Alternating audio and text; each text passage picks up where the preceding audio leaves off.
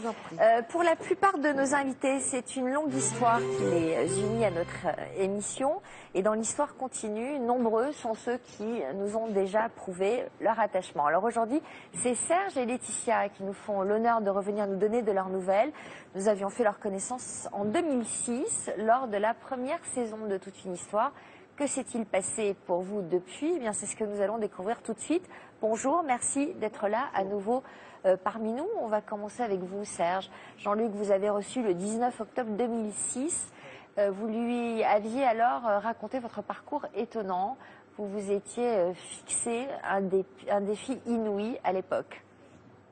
Lequel? Celui de traverser tous les continents en courant et plus précisément celui de relier Paris à Tokyo en courant. 19 300 km en 200 quelques jours. Donc voilà, c'était un défi absolument fou et donc Jean-Luc m'avait reçu sur ce plateau. Donc vous veniez de réaliser cet exploit à l'époque où vous êtes venu sur le plateau. Tout à fait. Pour réaliser de telles performances, vous avez toujours pu compter sur le soutien de vos proches, notamment sur celui de votre femme. En quoi sa présence est-elle primordiale à vos côtés? Tout d'abord, elle est primordiale parce qu'on s'est rencontrés sur cette première traversée des USA qui a eu lieu. Donc finalement, l'amour est né avec ces traversées. Donc maintenant, c'est indissociable. Elle courait aussi? Elle courait pas, non. J'ai joint l'utile à l'agréable ou l'agréable à l'utile puisqu'elle est kinésithérapeute. Ah bah oui. Donc voilà. Donc voilà. Et donc je l'ai rencontrée un peu particulièrement puisque finalement, je ne trouvais pas de kinésithérapeute pour m'accompagner sur les USA. J'ai passé une petite annonce. Elle a répondu à cette annonce et on s'est plus quittés. Donc elle faisait l'assistance. Voilà, tout à fait.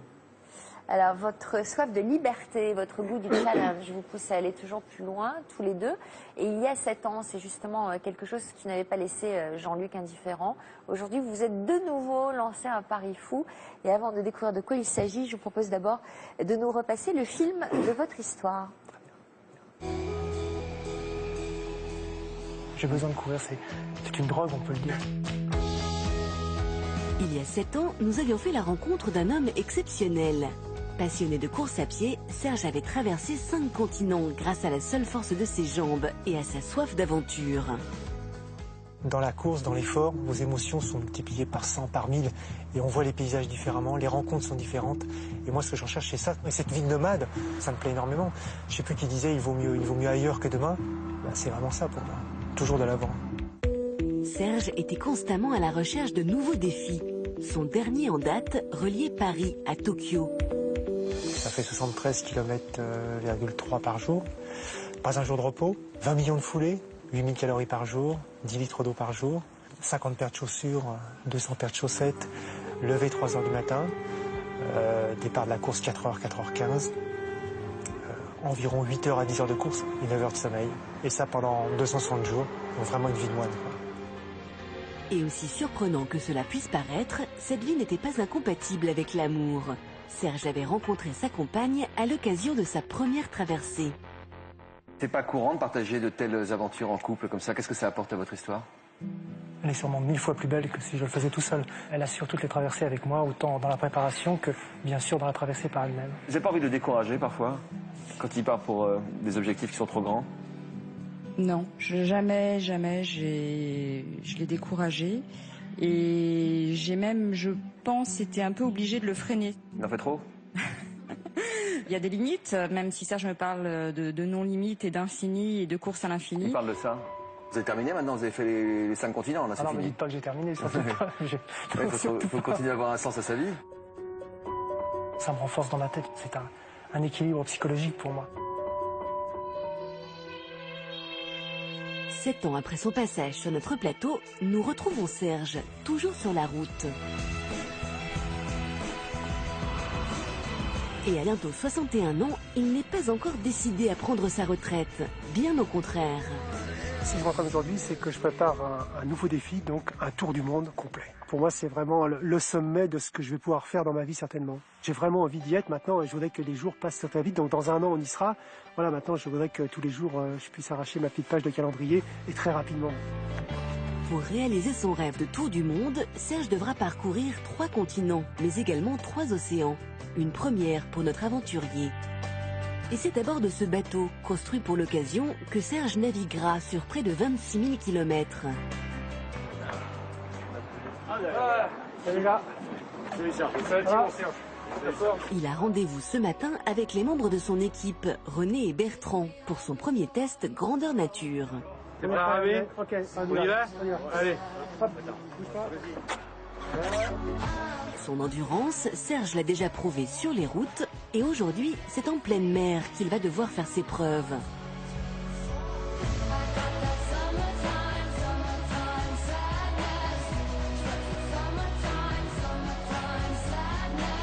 Quand on est sur l'eau, ça, quand on voit cette immensité, c'est quelque chose d'incroyable. Pour moi, c'est le mot liberté qui revient à chaque fois. Quand je rame, comme quand je cours d'ailleurs, finalement, ce qui me tient comme ça animé, c'est de fixer l'objectif et aller au bout. Et là, en l'occurrence, c'est faire un tour du monde, donc c'est quelque chose d'important. Il y a tout un canal derrière. Il débrouille pas trop mal, pour une première fois. On va lui dire d'ailleurs. Ouais. Il va vite. Oui, il va vite. C'est une impression. Hein. On va lui donner son brevet de rameur. Et si cette première sortie en mer semble concluante, Serge se crée néanmoins quelques frayeurs.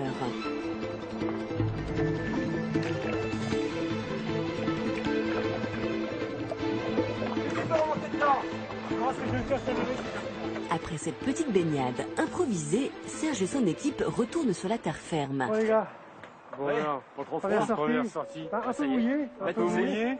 Baptisé alors. Bon, non, mais c'était bien. Moi, j'étais Ouais, bien en bien. rame, j'étais Ouais, bien. Très content de toi. Non, c'est bien. Très très bien. On y va, les gars. Allez, on y va. Allez. Bon, good job les gars. Pour venir à bout de son tour du monde, Serge pourra également compter sur le soutien de sa compagne, Laure. Salut chérie. Ça s'est bien passé? Ouh, enrichissant, formidable, mais alors mouillé. Pourquoi mouillé? Chavirage, premier chavirage. Et c'était pas du tout prévu et donc c'était un moment... C'est pas grave parce que t'étais attaché. T'avais mis ta ligne de vie. Malheureusement t'étais non, bien j'ai pas eu la attaché. ligne de vie. Mais bon, il y avait le bateau à côté donc et j'ai réussi à remonter dessus. Mais ça C'est c'est bien. pas trop grave. C'est rassurant. C'est rassurant. Présente depuis la première traversée de Serge, Laure se charge à nouveau d'organiser cette course. On projette et on parle beaucoup avec Serge en ce moment du départ qui aura lieu dans environ 1 an. Donc là, il faut qu'on planifie toute l'année d'entraînement de Serge. Donc je l'aide dans sa préparation. Et là, tu vas être combien de temps là sur le Pacifique ? Le Pacifique en entier, ça va durer 7 mois, mais bien sûr, il y aura des stops dans les îles. Donc, quelque part, je pense que l'autonomie, la plus grande période seule, ça sera 3 mois maximum. La première partie, c'est ça. Voilà, donc tu pourras venir me voir sur certaines îles, l'île de Pâques.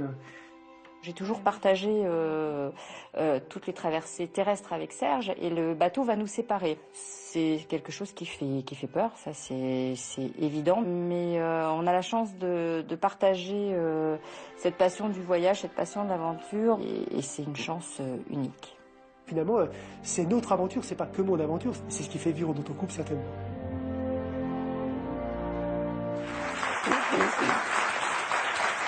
Alors, j'ai croisé des fous, mais alors comme vous, complètement fous. Complètement fou. Vous savez, c'était Audiard disait béni soient les fêlés car eux seuls laissent passer la lumière. Donc voilà, je veux bien être fou si je laisse passer un petit peu de lumière. Donc le départ, c'est dans 1 an. Dans 1 an, oui, tout à fait. Quelles ont été les réactions suite à votre passage sur le plateau Toute une histoire? C'est assez extraordinaire parce que d'habitude, j'ai plutôt un public de sportifs, de coureurs à pied. Et là, finalement, après le passage dans toute une histoire, il y a eu un public beaucoup plus large qui... Surtout des femmes. Je sais pas, non, il y a eu des hommes aussi quand même, il faut bien le dire, non, quand même, pas que des femmes. Mais finalement, ce qui est assez intéressant, c'est que dans ce type d'aventure, c'est une leçon de vie finalement, on peut se l'approprier, c'est de la course à pied, mais finalement on a des moments difficiles de haut et de bas, et simplement les gens se retrouvent comme ça en disant oui, la vie c'est pas que du bonheur, c'est pas que du malheur aussi, et donc voilà, donc il y a plein de gens, et donc ça a ouvert un public assez large. Très bien. Le fait d'être seul en mer pendant plusieurs mois, comment vous l'appréhendez? Intellectuellement C'est parce que j'en ai envie, certainement aussi. Il ne faut pas que ça soit une contrainte. Si je pars dans l'idée que c'est une contrainte, bien sûr, ça n'ira pas au bout. Donc c'est peut-être un moment où on parle souvent de retraite. Alors c'est vrai que la retraite, on peut les faire plus cool, hein, on peut les faire sur la terre ferme. Là, c'est sur l'eau parce que c'est dans un élément qu'on ne maîtrise pas. Et c'est peut-être ça qui m'attire aussi. C'est peut-être le risque, je ne sais pas, mais du moins l'incertitude. C'est quelque chose que je recherche. Donc voilà, être seul au milieu de l'océan, c'est comme être seul au milieu d'un désert. C'est quelque chose de fantastique. Ça amène des frissons qu'on n'a pas forcément dans la vie de tous les jours. C'est quoi? C'est l'idée d'aller au bout de soi-même et de voir quelles ressources, quel genre de ressources on peut trouver?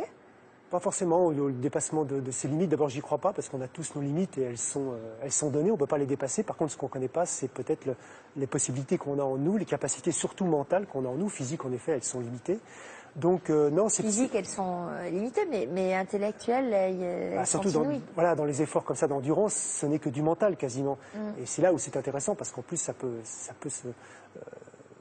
s'adapter à plein d'autres choses dans la vie. Et donc, moi, ce que je recherche un petit peu, c'est de savoir jusqu'où je peux aller mentalement, jusqu'où je peux tenir dans la solitude, dans l'effort de longue endurance, c'est quelque chose d'intéressant. Mais c'est un travail avant tout sur moi. C'est un travail Vous très êtes déjà prouvé beaucoup de choses à vous-même à travers les aventures que vous avez déjà... Oui, je me suis découvert, prouvé, je ne sais pas, mais découvert finalement qu'on pouvait avoir des ressources insoupçonnées. Donc, par exemple, emprunter le chemin de Saint-Jacques de Compostelle, Oui. c'est de la gnognotte pour vous. Absolument pas. Non, absolument. Non, faut pas dire ça. Ah Absolument pas. Moi, je trouve que c'est pour quelqu'un qui veut le faire à pied. Je trouve que c'est une grande découverte avec la méditation en plus quand on peut le faire. Non, pour moi, c'est quelque chose d'extraordinaire. Vous savez, chacun a ses défis. Il faut les respecter simplement à son niveau. Et je trouve ça extraordinaire. Non, Saint-Compostelle, c'est bien. Alors, vous êtes en passe de réaliser votre projet, mais bien évidemment, cela implique un coût. Et vous souhaitiez profiter de notre émission pour passer un appel. Oui, tout à fait. Donc l'idée qu'on a, on a beaucoup de gens qui nous ont suivis sur les 5 continents, et là on a l'idée de faire voyager les gens, alors d'une manière un peu spéciale, en faisant leur nom autour du monde, donc leur nom sur le bateau, qui va être donc affiché sur leur bateau, et puis sur le t-shirt de la course, donc il y aura le nom de tous les souscripteurs qui vont nous aider, et donc le nom de chaque personne qui voudra bien nous aider ou nous suivre pourra faire le tour du monde en entier avec moi, et après bien sûr on offrira un t-shirt de la course avec le nom des souscripteurs à chacun des souscripteurs. Et ils ont un moyen d'entrer en contact avec vous? Oui, tout à fait, par notre site internet qui est donc sergegirard.org, et donc toute l'aventure et toute la pré-aventure est déjà en ligne. Très bien, on vous souhaite bonne chance. Merci en tout cas.